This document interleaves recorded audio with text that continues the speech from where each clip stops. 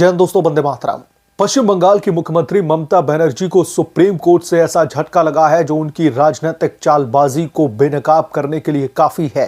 ममता और उनकी political party Trinamool Congress लंबे समय से इलेक्शन कमीशन ऑफ इंडिया पर बीएलओ यानी कि बूथ लेवल ऑफिसर की मौतों का आरोप लगा रही थी, खास तौर पर एसआईआर की प्रक्रिया के दौरान। उनका दावा था कि इलेक्शन कमीशन ऑफ इंडिया की जबरदस्ती और अनुचित दबाव की वजह से बीएलओस पर अतिरिक्त बोझ पड़ रहा है, जिससे मौतें और आत्महत्याएं हो रही हैं। लेकिन दोस्तों, अब सुप्रीम कोर्ट ने ममता बनर्जी के इस फर्जी नैरेटिव को सिरे से खारिज कर दिया है। कोर्ट ने साफ कह दिया है कि बीएलओ मौतों और चुनावी कार्यों से जुड़ी जिम्मेदारियां राज्य सरकारों की हैं, ना कि इलेक्शन कमीशन ऑफ इंडिया की। यह फैसला दोस्तों न केवल ममता बनर्जी की साजिश को उजागर करता है, बल्कि टीएमसी के वोट बैंक को बचाने के लिए केंद्र और ईसीआई पर हमले की उनकी रणनीति को भी ध्वस्त कर देता है। क्या ममता बनर्जी अब बीएलओस की मौतों का सारा दोष बंगाल की सरकार के सिर ला देंगी, या फिर जनता को यह ढोंग अब नजर आ जाएगा? यह मामला बंगाल की सियासत से सीधा दोस्तों जुड़ा हुआ है। ममता ने हाल ही में मालदा की रैली में एसआईआर की प्रक्रिया को साजिश बताते हुए चुनाव आयोग पर निशाना साधा था। उनका कहना था कि एसआईआर के तहत बीएलओ को घर घर जाकर के फॉर्म भरवाने का काम सौंपा गया है, जो असंभव और खतरनाक है। उन्होंने दावा किया था कि बंगाल में दर्जनों बीएलओ की मौतें हुई हैं और यह सब कुछ चुनाव आयोग की क्रूर नीति का नतीजा है। ममता बनर्जी ने यहां तक कह दिया था कि बीजेपी और चुनाव आयोग मिलकर के बंगाली वोटरों को डराने की कोशिश कर रहे हैं। लेकिन सुप्रीम कोर्ट की बेंच, जिसमें chief justice of India Suryakant हैं, उन्होंने यह साफ तौर पर जो है कह दिया है कि पिटीशन पर जब उन्होंने सुनवाई की तो ममता के इस नैरेटिव को पूरी तरह से नकार दिया। कोर्ट ने कहा कि चुनावी कार्यों के लिए पर्याप्त स्टाफ उपलब्ध करवाना राज्य सरकारों की पूरी जिम्मेदारी है। यह बयान ममता बनर्जी के लिए दोस्तों करारा तमाचा है, क्योंकि ममता बनर्जी जिस तरीके की लगातार नौटंकी कर रही थी, जिस तरीके से इस मामले को लेकर के फर्जी नैरेटिव सेट कर रही थी, अब सुप्रीम कोर्ट ने पूरी तरह से ध्वस्त कर दिया है। बंगाल सरकार ने वर्षों से बीएलओस पर ही निर्भर रहकर के चुनावी कामकाज चलाया है, बिना अतिरिक्त स्टाफ की व्यवस्था किए। कोर्ट ने आगे निर्देश दिया कि राज्य सरकारें चुनाव आयोग को और अधिक कर्मचारी दें। अगर अभी 10,000 दे रही हैं तो 20,000 या फिर 30,000 कर्मचारी दें, ताकि मौजूदा बीएलओस पर बोझ कम हो। इसके साथ ही अगर कोई भी बीएलओ बीमारी या फिर गंभीर समस्या के कारण छुट्टी मांगता है तो उसे तुरंत मंजूर किया जाए। ये सब कुछ बंगाल की सरकार का जिम्मा है। सुप्रीम कोर्ट का यह फैसला बीएलओस की मौत के पीछे की हकीकत को उजागर करता है। बीएलओस जो आमतौर पर सरकारी स्कूल शिक्षक या फिर अन्य स्थानीय कर्मचारी होते हैं, जो चुनाव आयोग के अधीन voter list update, form verification और बूथ मैनेजमेंट जैसे काम करते हैं। एसआईआर जैसी प्रक्रियाओं में उन्हें घर घर जाकर के सत्यापन करना पड़ता है, जो विशेष रूप से कोविड जैसी महामारी या फिर तनावपूर्ण समय में जोखिम भरा हो जाता है। पिटीशन में दावा किया गया था हाल ही के महीने में तनाव, काम के दबाव और आत्महत्याओं से कई बीएलओस की जान गई है। लेकिन दोस्तों, कोर्ट ने साफ कर दिया है कि चुनाव आयोग की गलती नहीं, बल्कि राज्यों की लापरवाही है। उदाहरण के तौर पर बंगाल में टीएमसी सरकार ने सालों से बीएलओस को ओवरलोड किया हुआ है। एक बीएलओ को कभी कभी 1500 से अधिक वोटरों का जिम्मा सौंपा जाता है। ममता बनर्जी ने इसे इलेक्शन कमीशन ऑफ इंडिया पर डाल दिया, लेकिन कोर्ट ने राज्य सरकारों को आईना दिखा दिया है। मौजूदा कर्मचारियों पर बोझ कम करने के लिए अतिरिक्त स्टाफ दें, यह बहानेबाजी नहीं चलेगी। यह फैसला न केवल कानूनी है बल्कि नैतिक रूप से भी सही है, क्योंकि बीएलओस असली हीरो हैं जो लोकतंत्र की रीढ़ बने हुए हैं, वोटर लिस्ट को मजबूत बनाते हैं। लेकिन ममता जैसी नेता उनके बलिदान को राजनीतिक हथियार बनाती हैं। ममता बनर्जी की यह रणनीति कोई नई नहीं है दोस्तों। टीएमसी हमेशा से ही चुनाव आयोग को निशाना बनाती रही है, खास तौर पर जब एसआईआर या फिर एनआरसी जैसी प्रक्रियाएं उनके घुसपैठ या वोट बैंक को खतरे में डालती हैं। 2024 के लोकसभा के चुनाव में भी ममता बनर्जी ने चुनाव आयोग पर बीजेपी का एजेंट होने का आरोप लगाया था।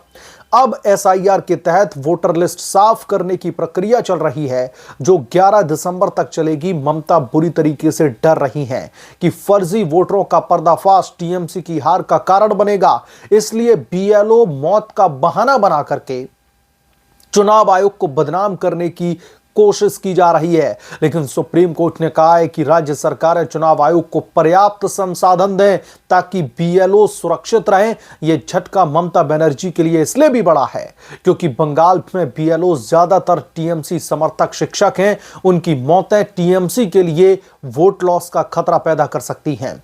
क्या दोस्तों ममता बनर्जी अब बंगाल के विधानसभा में अतिरिक्त स्टाफ की भर्ती का ऐलान करेंगी या फिर से केंद्र पर उंगली उठाना शुरू कर देंगी?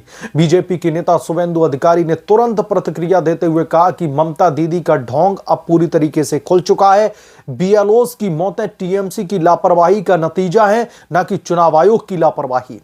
अब जनता फैसला करेगी। इस फैसले के व्यापक निहितार्थ लोकतंत्र को मजबूत करने वाले हैं। सुप्रीम कोर्ट ने न केवल चुनाव आयोग को क्लीन चिट दी बल्कि राज्यों को भी याद दिलाया कि चुनावी प्रक्रिया में उनकी भूमिका बेहद ही अहम है। भारत जैसे विशाल लोकतंत्र में 15 लाख से अधिक बीएलओस काम करते हैं और एसआईआर जैसी पहल वोटर लिस्ट को शुद्ध रखने के लिए जरूरी है। लेकिन अगर राज्य सरकारें ही स्टाफ न दें तो बीएलओस पर दबाव तो बढ़ेगा ही।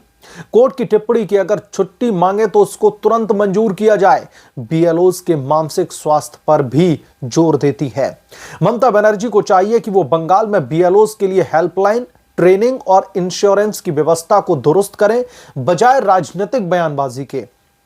राजनीति तो ममता बनर्जी साल 2011 से करती ही आ रही है, जब से वो सत्ता पर काबिज हुई है, लेकिन कम से कम उन बीएलओस के बारे में तो आप सोचिए ममता दीदी, जो आपके लिए घर घर जाकर के इस पूरी प्रक्रिया को अंजाम दे रहे हैं। लेकिन टीएमसी की राजनीति हमेशा से तुष्टीकरण और आरोप लगाने पर टिकी है। साल 2026 के बंगाल के चुनावों से पहले यह फैसला टीएमसी के लिए खतरे की घंटी है। अगर बीएलओस पर बोझ कम ना हुआ तो जनता ममता दीदी को माफ नहीं करेगी। अंत में दोस्तों, सुप्रीम कोर्ट का यह फैसला न्याय का प्रतीक है। ममता बनर्जी को अब आईना देखना चाहिए। बीएलओस की मौतें दुखद हैं, लेकिन उनका दोषारोपण राजनीतिक नहीं होना चाहिए। चुनाव आयोग लोकतंत्र का रक्षक है और राज्य सरकारों को इसके लिए सहयोग करने के लिए प्रतिबद्ध होना चाहिए।